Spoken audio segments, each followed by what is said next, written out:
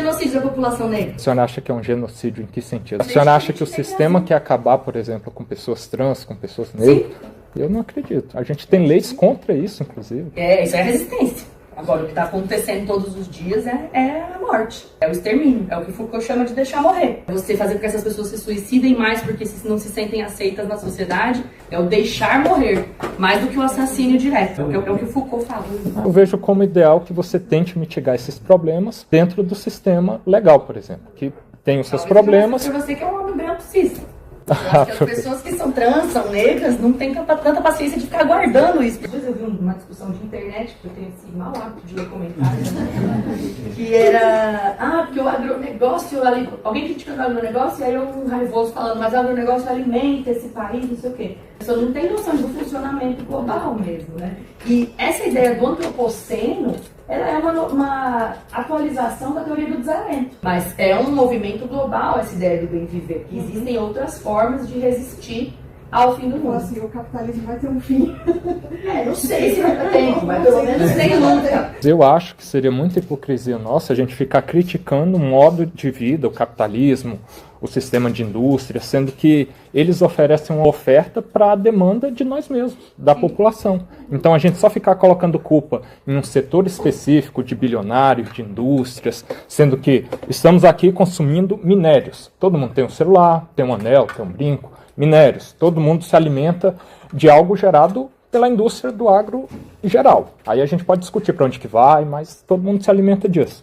Todo mundo usa uma calça jeans também. Se há um problema, todos nós fazemos parte dele. Por isso que não é um lado só que está agindo. É sistêmico porque todo mundo tá colocado nisso. Por exemplo, eu me considero anticapitalista, mas eu consumo comida extra industrializada, consumo salgadinho, consumo refrigerante, consumo carne, já tentei ficar sem consumir, não consegui. Então, é um sistema mesmo, é uma coisa que é dialética, que é um processo que uma coisa alimenta a outra, que os setores anticapitalistas alimentam o capitalismo. A gente tem só que ter cuidado de pensar poder. Porque quem é que tem a poder de decisão de tomar mesmo as rédeas do que vai ser prioritário como modo de produção?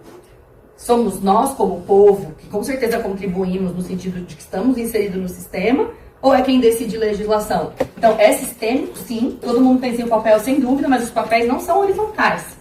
Tem uma correlação de força importante nisso. O sistema é democrático, né? Por mais que na prática ele seja problemático, a gente pode fazer parte cobrando, se candidatando. O que a gente vê hoje, assim, é uma crítica que eu tenho à postura da população de forma geral. É pegar um político X ou Y, de que lado ideológico seja, e ficar idolatrando ele, passando pano para tudo de errado que ele faz, inclusive dentro da sua própria ideologia. Para quem é de esquerda, o Lula faz muita coisa que não agrada quem é de esquerda, mas estão lá passando pano. Para quem é bolsonarista, a mesma coisa. Então a gente tem um problema do qual nós fazemos parte, sim, e tendo problemas práticos assim, mas a democracia não é plena e tal, a gente pode fazer o mínimo, pelo menos, para fazer parte, que seria isso, não passar pano, cobrar, criticar, fazer uma comunidade de pessoas críticas, principalmente quem tem um pensamento mais desenvolvido por esse sentido, não ficar só passando pano. Eu acho que essa questão do passar pano para figuras que são, hoje em dia, representam uma ideologia como inteiro, o Lula, o Bolsonaro, é um recurso discursivo para fugir do problema principal. A questão da democracia, que para mim é central. A democracia, ela é burguesa.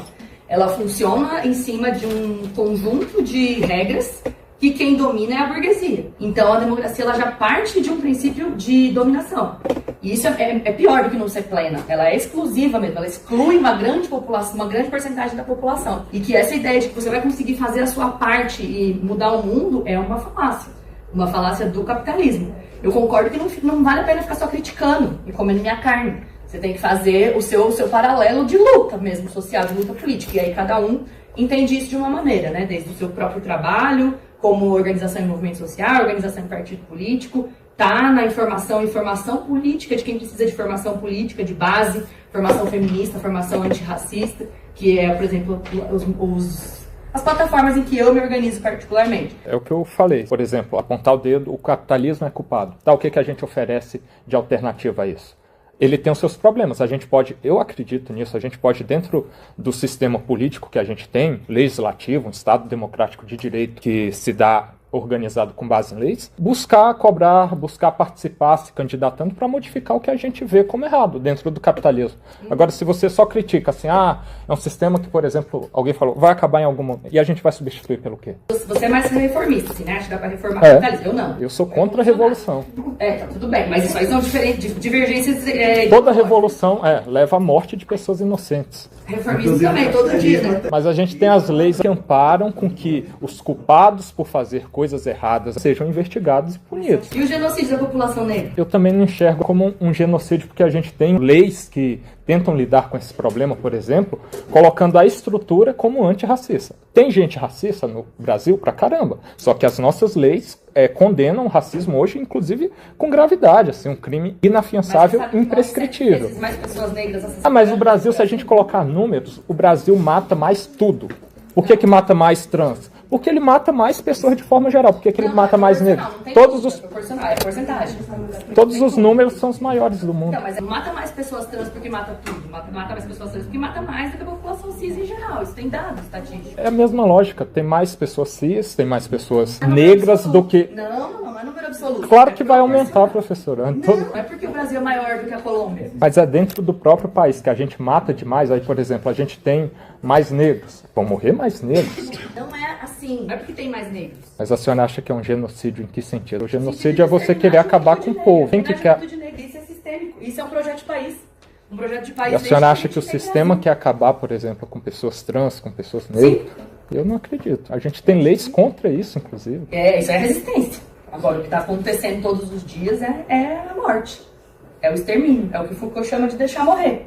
E não é só você assassinar com um tiro na cara, é você não dar acesso a SUS, é você fazer com que essas pessoas se suicidem mais porque não se sentem aceitas na sociedade, é você não dar acesso ao SUS, à assistência social, é o deixar morrer, mais do que o assassínio direto. É o que o Foucault fala. É que eu vejo como ideal que você tente mitigar esses problemas dentro do sistema legal, por exemplo, que tem os seus problemas. Para você que é um homem branco cis. As pessoas que são trans, são negras, não têm tanta paciência de ficar guardando isso por dentro do sistema. O problema eu vejo hoje muito mais como social do que com essa estereotipização das coisas. Na favela mesmo, gente passando por dificuldade, a gente tem de todas as cores. A gente vai ter alguém de cabelo loiro e olho azul que sofre tanto. Minoria, né? Mas a gente tem esse contexto social. É dado isso aí é censo. Claro que vai ter todas as cores, mas a exceção justifica a regra. Se você pegar o censo do IBGE, o último, que o Bolsonaro atrasou, quanto ele conseguiu, você vai ver lá a divisão racial por classe. Vai ter gente loira, pobre? Claro.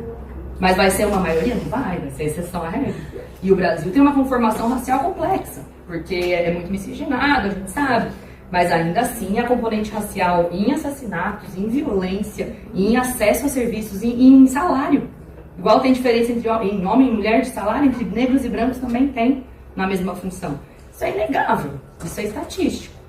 A gente pode discordar no sentido de que tem que reformar por dentro ou tem que acabar com tudo. Isso aí é uma divergência ideológica que não vai ter final. A gente pode entender que, por exemplo, esses dados estatísticos eu não entendo como uma tentativa direta de genocídio do Estado. Tudo bem, isso também a gente não vai conseguir chegar num acordo. Mas que o fato de que as pessoas negras morrem mais e são mais vitimizadas por todo tipo de barramento, acesso a direitos, isso é fato. A gente discorda nisso, mas... coisas importantes, é que não vai ter acordo. Sim.